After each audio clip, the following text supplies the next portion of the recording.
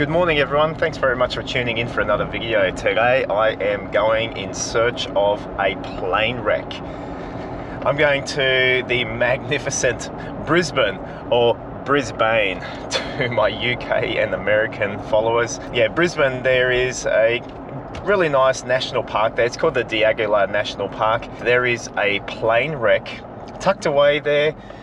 I've been there once before, many years ago, and I thought I'd do another video. It's called the Piper Comanche plane wreck, and I believe it crashed in 1977. Very sad tale to it. But first we need to get to Brisbane.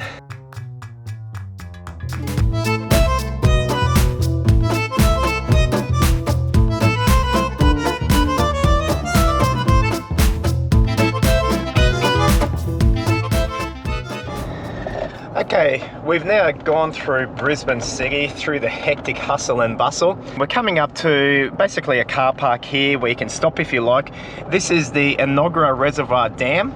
It's right over there. Right there is the spillway. We're going to continue driving up this road. It goes into the Jelbuilder National Park. But here we go, a sign, Jelbuilder National Park. We follow this for, I don't know, quite a few kilometers until we come to a little turn off called Lepidozamia Road. I think I tried to pronounce that correctly. This is actually a really beautiful part of Brisbane. A lot of motorcyclists and cars like to just go for a drive or a ride up on this road, especially up on the weekends. And so you really got to watch yourself. There's been a lot of fatalities, a lot of motorcyclists especially, that die on this road. You'll see there's a sign here, it says high crash zone, and it's got a picture of a bike. Not car users, bike users. So watch yourself here as you ride around, because there's a few parts on this road where you feel that you can really just go for it, just, you know, hit the pedal to the metal. But before you know it, you go off the road and then you ain't hitting the pedal to the metal no more, because you're dead. That's right. So you got to really watch yourself as you're going around on this road. However, it is still a beautiful road, and we'll get to our start point, the trailhead, very soon.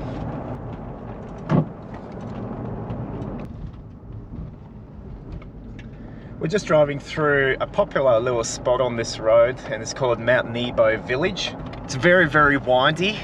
We're up at quite a high altitude now. Here's another coffee shop.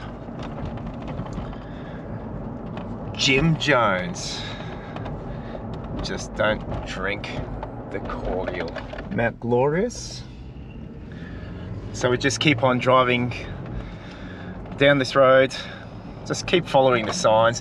You know, this road can actually take you all the way around to Ivanhoe Dam. Hey, we've got an old guy here. He's walking the road here, mate.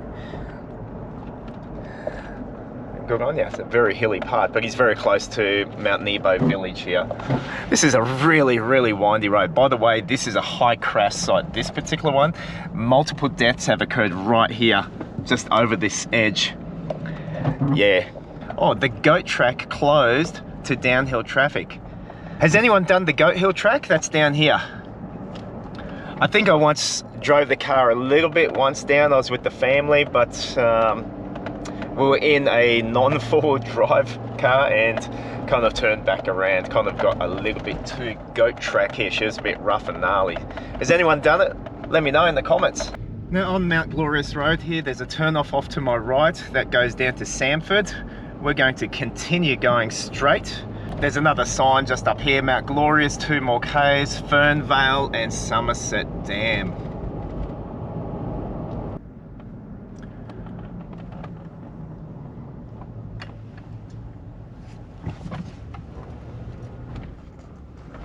All right, here we go, peeps. This is it. All right, here we are. So that's Mount Glorious Road. This car park right here is called Lepidozamia Car Park. This is Lepidozamia Road. It's just a dirt track, but it goes up to a couple of different remote campsites. And this is the trailhead. No one else is here, which is fantastic. Let's get ready for our hike and I'll show you the Piper Comanche plane wreck. It's pretty cool. So I'm all prepped and ready to go. I've just set my tracker. Let's just check what the time is. The time reads 8:54 And so what I want to do is just also give you a bit of an idea how long this is going to take you if you're going to hike it yourself. You can see we're going to come up to the entry point, Lepidozamia Road. We're going to walk up this dirt track for a bit, and then there's a turn off to the right. And it's only about 50 meters up from the gate. We come to a turn off. It's a little bit overgrown from when I went here last time, but it's kind of just before the big rise up on the road.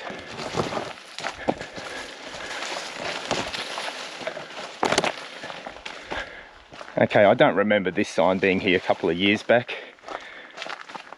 You're entering a remote area. No formed walking tracks. Yeah, so just be forewarned. This isn't no Mount Tambourine walk.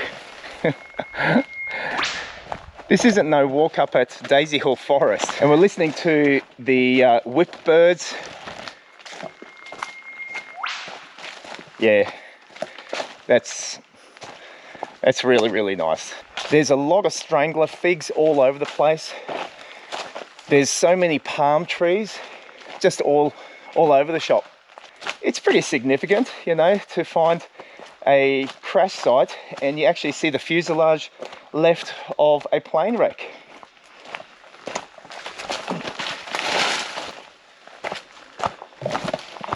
There's only a few plane wrecks around the place that are quite, I don't know, when I say intact as a wreck can be, and that's this Piper Comanche. You have also the Lincoln bomber plane up at Mount Superbus. And then you got the bare bones remains of the Stinson plane wreck. But this one, there's quite a lot left behind of it.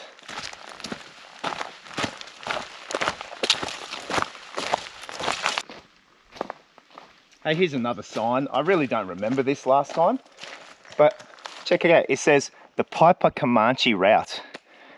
Obviously, it's become a lot more popular, and they're putting up a few little trail markers around just to help you get there.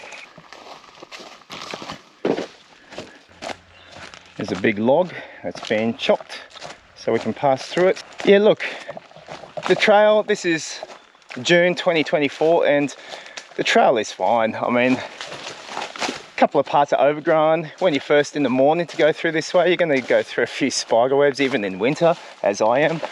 But overall, it's nothing too difficult, nothing too hard. And you see the trail for yourself. This is what it's like. And we're coming up to our next Piper Comanche trail marker. It's our second one, and this is about 1.27 kilometers in so far. Also, just at this trail marker, this is a junction or an intersection. We're going to be going up, but there is also another trail just off to my left. Now, just according to the maps, from what I can tell, that just leads off to a bit of a creek line. Yeah, if you're so inclined and you're an off-track hiker, you probably could continue your way up to the Lepidozamia bush camp, and there's also the Middle Cobble bush camp as well. If you're good with pushing through tough terrain, I bet you could do it. Anyways, we're going up now. Let the heart rate rise. We're coming to our third trail marker. All right, and here we go. I remember this from last time. Check it out. I think this is called an old logging winch. I think I can safely say she ain't working no more, buddy.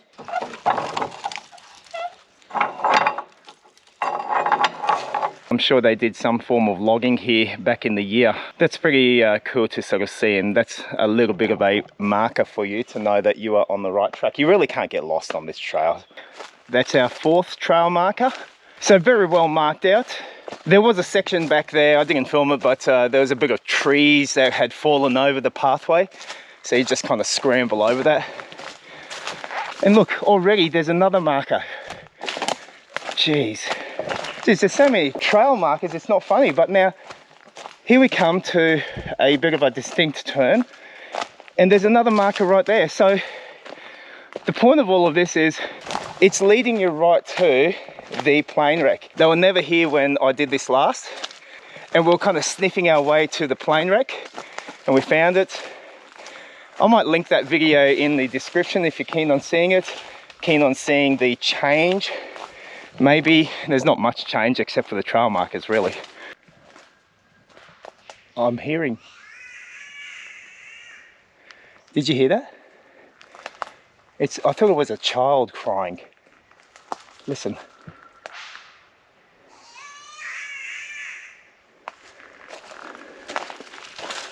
I've got no idea what that sound is. It's not a human. It's not a kid.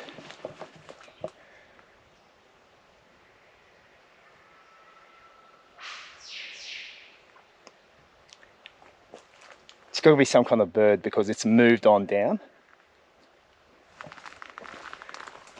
I have never heard that kind of a bird call. Pretty sure it's a bird call. That was really odd. It sounded dead set. That's it. Dead set sounds like a kid crying, like a baby. In any instance, we're veering off to the left now. Here's another trail marker. Come on people, if you can hear that and you recognize what that is, put it in the comments area. I need to know.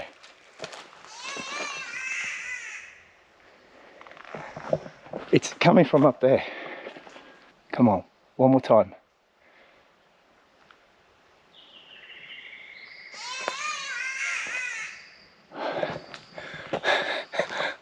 I've never heard that.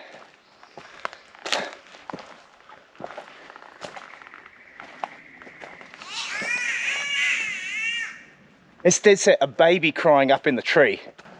Okay, just underneath the baby up in the tree. We're crying out loud. Anyways, there's a rock cairn. This is an intersection, trail marker, rock cairn, which I love. Let's contribute with that. And here we start to see an intersection. Piper Comanche down this way. Now up here is a peak. I'm going to explore that a little bit later, but what we want to do is actually show you the... Someone give that baby a dummy. Now one other thing I'll just say about this particular area right here where I'm walking through. This has a very surreal feel. If you just have a look, this is a beautiful time of day. The sun's sort of peeking up through there. Here, it's just surreal. Like, it feels very open, but you've got the trees, long, tall palm trees growing up out of the ground everywhere. No one else here. And if you just, the vibe here is, yeah, really, I got no words for it. What I do have words for is there's another trail marker here. So let's keep on going down and let's just get to the wreck, mate. Don't carry on with wiffle waffle. Okay, realistically though, what we're doing now is actually descending. And this plane actually crashed on the side of this part or the mountain here at Diagala Forest. So this is a little bit of a steep descent. So just watch yourself as you're going down. You know, if you have to grab onto trees, etc., then do that like that. But very navigable, and you can sort of see quite easily which way you are to go. But it does get a little bit more funky here, as you can see. We are so close now, so close to this wreck. It's not funny. I can smell it. Or maybe it's this red hat that I'm smelling. What the heck? Who the heck left this here? Obviously someone that didn't want it. Take your garbage home with you, mate. Next thing we'll be seeing undies as trail markers, for crying out loud. Very close now. I don't know if that's the final trail marker, but there is this massive log just here. Just veer off to the right.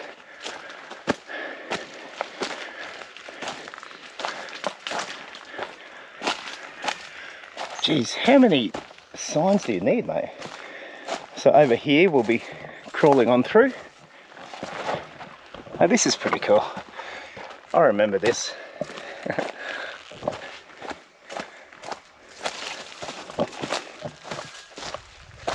Geez, you got this massive pit here from this tree that's fallen over. Now from that tree that I just went to, don't go past that point. Okay, just stay to the left of it and the trail continues on down here.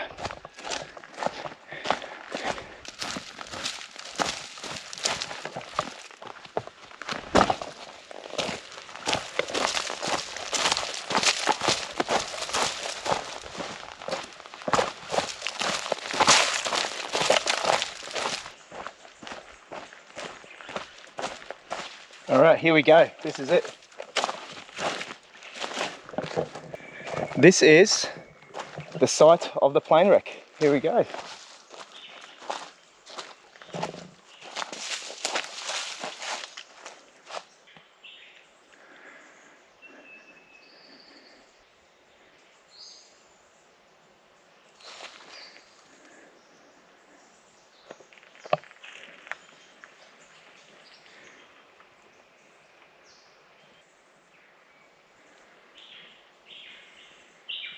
So the Piper Comanche wreck, it's 3.24 kilometers. It took me 54 minutes. Let's take a nice leisurely stroll. And the time is now 9:48. So that just gives you a bit of a general idea as to how long it might take for you to get here. Straight up, what I've noticed is from when I was here last time, they actually had like a bit of an information flyer just in a plastic sleeve. It's no longer here. Someone's obviously taken it as a souvenir, or it's just fluttered off into the wind, who knows. I might show it in this video from my original trek here, because it was here and I read some information out from it, so that was pretty cool to see. It's just a shame that it's gone. So the Piper Comanche crash is indeed a sad story, and I'm never one to visit such places without some sense of solemnity for what took place here. It was on the 2nd of March 1977. A 57-year-old pilot named Paul Pavletich. He left Archerfield Airport for Bundaberg with the intention to return that same day. And it was when he left Bundaberg that things began to go wrong. The weather conditions in Brisbane were very poor, and both Brisbane and Archerfield airports were closed due to no VFR clearance being given. And that means visual flight rules. Paul, the pilot, subsequently flew to Maroochydore, and then to Redcliffe, and then to a property near Lake Sampson Vale, which is near this location here. At each of these stops, he requested special VFR clearance to land back at Archerfield, but was denied each time, as it was continuously poor weather conditions and too dangerous for planes to land. From Lake Sampson Vale, he finally was given special clearance by Archerfield Airport because rain was easing and Mount Coot-tha was now visible. So Paul took off in his small plane at 6:22 p.m. and was expected to arrive in Archerfield at 6:35 p.m. The last they heard of Paul was when he reached Mount Coot-tha, as he acknowledged the special VFR clearance he was given, and he was last seen flying low through drizzling rain along South Cobble Valley before ascending and disappearing into cloud. The Piper Comanche plane was located 4 days later, on the 6th of March, about 122 meters below the summit of Mount Diagula. Sadly, Paul Pavletich was deceased. What I also would have liked to have seen, they've made such effort to show people how to get here, but then when you get here, there is absolutely no information plaque whatsoever anywhere as to what this is about. At least a plaque up on one of the main trees or concreted into the ground, just giving us detail and giving the, hiker that comes here, makes the effort to come here. I mean, there's so many trail markers. Well, when you get here, how about some information about, what happened here, who died, what year, what kind of plane this was. And that would be a whole lot more informative. So I definitely would like to see that.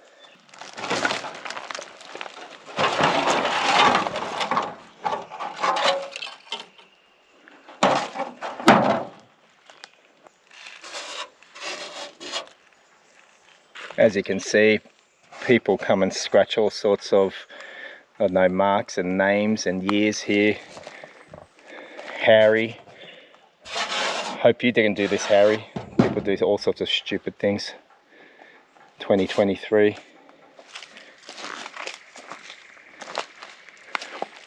'97.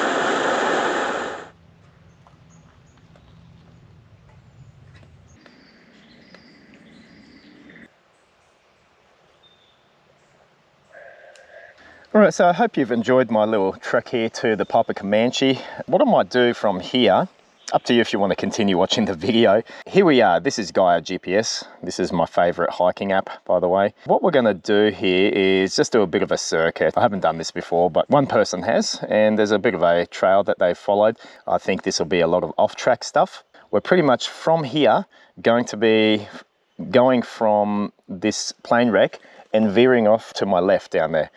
And if you can have a look up on the screen, old mate has actually walked all the way down to the creek line. There's a creek line down here, if you can see that blue line. It's crossed over, come back over. What this person's done, they've gone over to this peak. It's called Secondary Peak. This is probably about 730 meters elevation. He's come down and he's kind of gone up to this main peak right there. I don't know the exact name of it. Oh yeah, here we go, Mount Diagula. We come to the summit of Mount Diagula, then come down a bit, and then the rock cairn is there, that intersection that we came to. So that's just going to be my next little trek. It's actually probably a bit of a distance, but I don't know, let's explore that and see what that's like. Up to you if you want to stick around for that part of the video. Hope you enjoyed this. Give the video a thumbs up if you enjoyed it. We're going to continue on and do the secondary peak and then do the summit of Mount Diagula from the crash site here of the Piper Comanche.